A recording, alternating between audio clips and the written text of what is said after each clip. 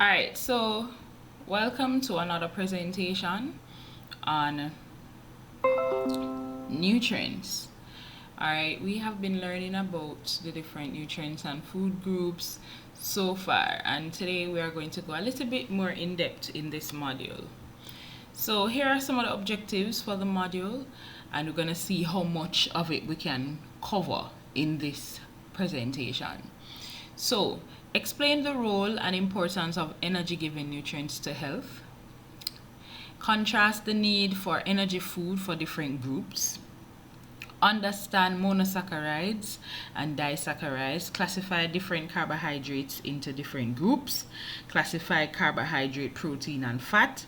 Discuss the effect of excess fat in the body. Calculate the energy content of different food items. Discuss the effect of the excess, imbalance, and deficiency of these nutrients on individuals. Calculate the energy content of diets. Evaluate the importance of vitamins in the diet. Identify the function and food sources of vitamins. Differentiate between fat and water-soluble vitamins. Discuss the characteristics of vitamins.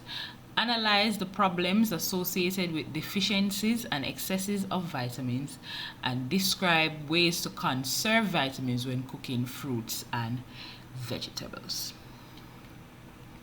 Discuss factors responsible for nutrient loss. Discuss the effect of processing, storage, preparation, and cooking on nutrient loss. Classify minerals into major groups. Discuss the contribution of macro and micronutrients to health. Discuss the functions of mineral and water. Identify sources of minerals and water, plant foods, animal foods, and supplements, and discuss the effects of deficiencies or excesses of minerals on the body. Now, what are nutrients? Nutrients can be defined as chemical substances found in food that cannot be synthesized by the body, or it cannot be made in sufficient amounts in the body that are necessary for life, growth, and tissue repair. Another definition for nutrients is that it is an organic or inorganic complex contained in food which are responsible for the functions of foods and protect the body from disorder. So basically, you can see from the definition why nutrients are important. They're important to protect the body from disorders. They are necessary for life and growth and tissue repair. And so we're going to look in detail now at the different types of nutrients that exist and how they are classified. So here we have 6 nutrients: proteins, carbohydrate, fats or lipids, vitamins, and minerals. Now, water is also classified as a nutrient in some cases. Some persons do not acknowledge it as a nutrient, but today we are going to acknowledge it as a nutrient because it is essential for life, and without it we would die. So nutrients can be classified in 2 ways. In terms of requirement. Now, macronutrients, these are the nutrients that the body requires in large amounts, and these include carbohydrate, protein, fats, and water. Except for water, they are organic compounds and most are energy yielding. So basically, carbohydrate, fat, and protein are known as the energy giving nutrients because these can be synthesized to make energy in the body. Then you have micronutrients, which are our vitamins and our minerals, and these are required in small amounts in comparison to our macronutrients, and they are measured in milligrams or micrograms.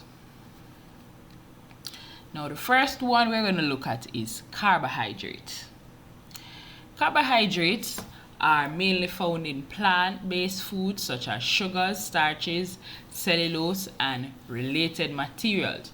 Now, the word carbohydrates come from, it can be combined, or this is how it is broken down. It means hydrates of carbon, or saccharides, meaning sugar. So, all carbohydrates compound. You see hydrates of carbon? The elements that they contain are carbon, hydrogen, and oxygen. And their chemical structure are based on a common building block known as a saccharide unit, where you can see here CXH2OY. Right? So therefore, all carbohydrates have the empirical formula of this. An empirical formula basically just means all of the substances that build on each other, and you will see, because they are simple carbohydrates and complex. So the more complex it is, it uses this same formula. So the X might be a 10, the Y might be a 5, whatever it is. This, at the end of the day, this is the empirical formula for carbohydrates. Now, carbohydrates provide the largest single source of energy in the diet, providing 4 kilocalorie per gram, right? And here is just a structure where you would look at the ring structure of glucose, fructose, and sucrose. As I was saying to you before, there are simple carbohydrates and there are complex carbohydrates. And carbohydrates are classified depending on the number of sugar or saccharide units they contain. So simple carbohydrates, monosaccharides, contain 1 unit. Disaccharides contain 2 units. Complex carbohydrates, you have the oligosaccharides, which contain 3 to 6 or 11 units. And then you have polysaccharides, which now is even more, many units, over 11 units. So let's look at our simple carbohydrates. Simple carbohydrate, remember, monosaccharides has 1 unit, and these are glucose, fructose, and galactose. Okay, disaccharides now are double sugars, which contain 2 monosaccharide units linked together. So examples of disaccharides are sucrose, which is a combination of glucose and fructose; lactose, which is a combination of glucose and galactose; and then maltose, which is a combination of both units of glucose. Simple carbohydrates can be found in foods such as fruits, milk, vegetables, cake, candy, and other refined sugar products. Right? They provide energy, but they lack vitamins, minerals, and fiber. And that's what you would call a food that lacks fiber, vitamins, and minerals is what you call a empty calorie food, because all they provide is calories or energy, but they don't do much else for the body. Oligosaccharides contain between 3 and 11 monosaccharide units. Polysaccharides are those with longer chains of monosaccharides. And oligosaccharides, as you can see here below, you can read on your own. As I go through the PowerPoint, I'm just explaining the main points, so you can do this on your own. Now, polysaccharides form long-chain polymers of monosaccharides, the common being starch and cellulose and glycogen. And as we say, glycogen is known as animal starch, and basically it is stored in the liver for immediate energy use. Complex carbohydrates provide vitamin, mineral, and fiber. Foods such as breads, legume, rice, pasta, and starchy vegetables all contain complex carbohydrates. So your simpler carbohydrates is like your, as we said before, like your fruits, etc. And here are some functions of carbohydrate which you can read on your own. Now, moving on to dietary protein. The word protein comes from the Greek word proteus, which means prime importance. And when it comes to protein, the body can synthesize only about half of the compounds it requires in order to make the proteins needed for the body. These substances needed for protein manufacture are called amino acids. Unlike fats, lipids, and carbohydrates, protein contain nitrogen atoms. So proteins are made up of carbon, hydrogen, oxygen, and nitrogen. These nitrogen atoms give the name amino, meaning nitrogen containing. Now, amino acids are the building blocks of protein. The amino acids are linked in chains through peptide bonds. There are 20 amino acids required for protein synthesis and are divided in two groups. So you have essential amino acids. These are the amino acids that cannot be made by the body and therefore need to be supplied in food. Non-essential amino acids are those that can be made by the body and therefore there's no requirement for them to be eaten through food. So remember, we're talking about peptide bonds. Here we go. These are the little circles here. They are amino acids and they are joined by peptide bonds. Of the 20 or the 22 amino acids, 9 are essential and therefore must be obtained from the diet, which we said before. And here are the essential and the non-essential amino acids. Now, remember that we are saying that for proteins to be made in the body, we have to have amino acids to make them. Some we can make ourselves in the body and some has to be supplied by food. Now, how do you know which food contains the essential amino acids that you need from your diet? This is how we now classify different foods as complete protein or high biological value protein. This means that the food contains all the essential amino acids.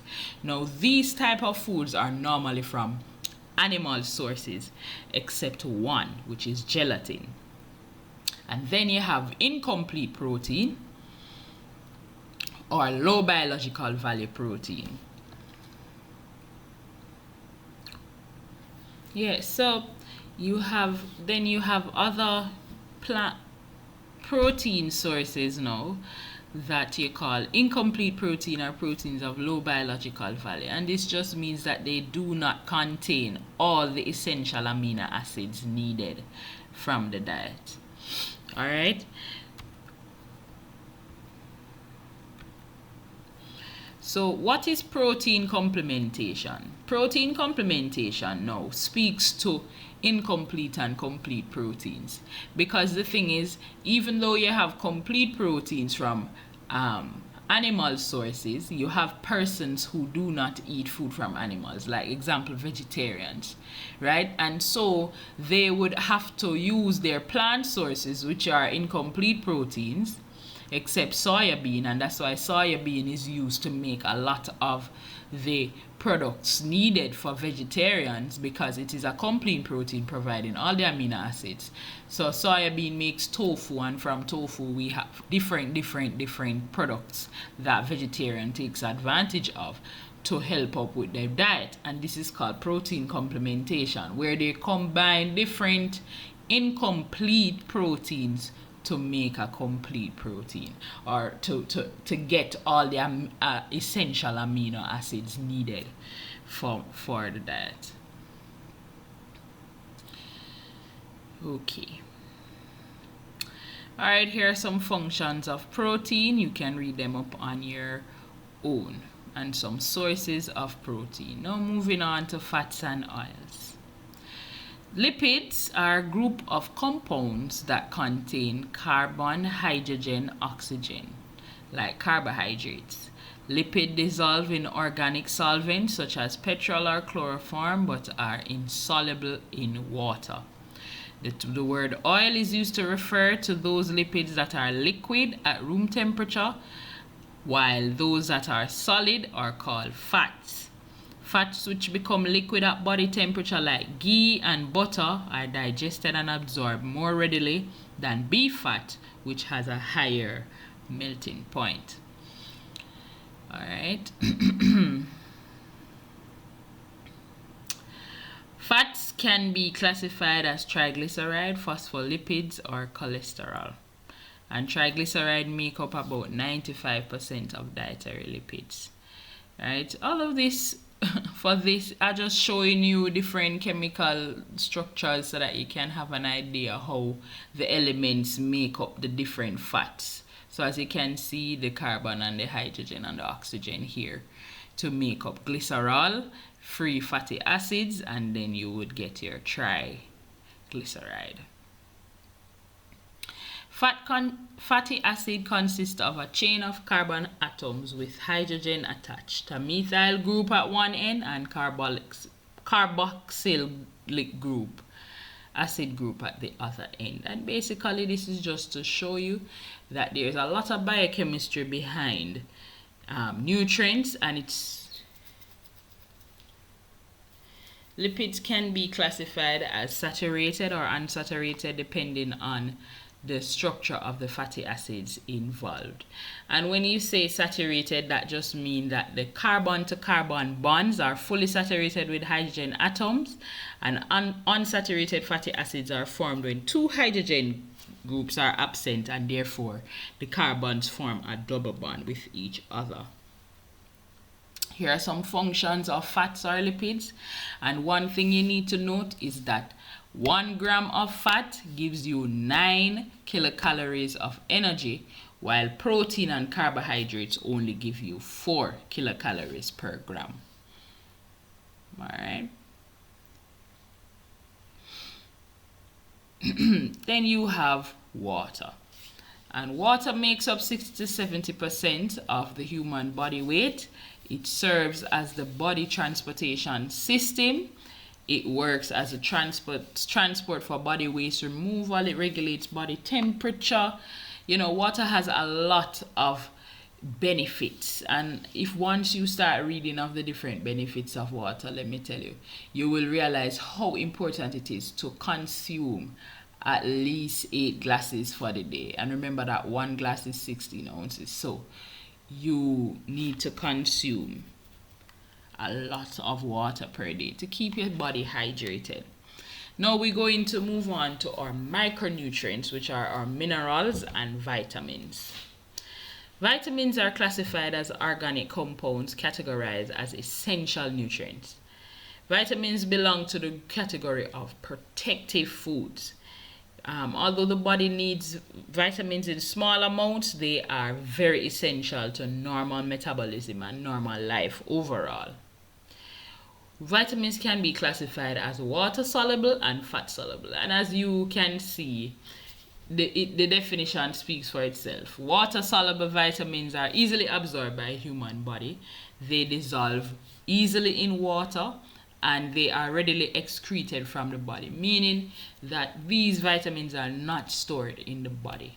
The body cannot store these vitamins, so the body uses what it needs and then excretes it in its urine. So therefore these type of vitamins are very essential, and you need to consume them as the body needs them.